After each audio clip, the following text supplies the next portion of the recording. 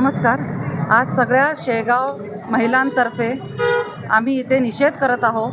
जी घटना कलकत्ता मेडिकल कॉलेजमध्ये घडली त्याच्या विरोधार्थ आम्ही इथे सगळ्या महिला एकत्र होऊन हे निषेध करत आहोत.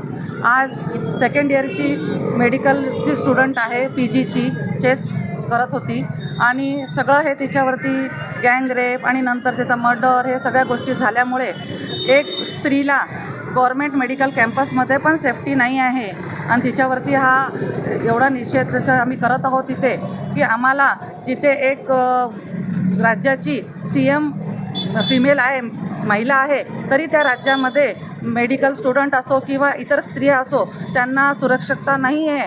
तर हे खूपच निराशाजनक गोष्ट आहे.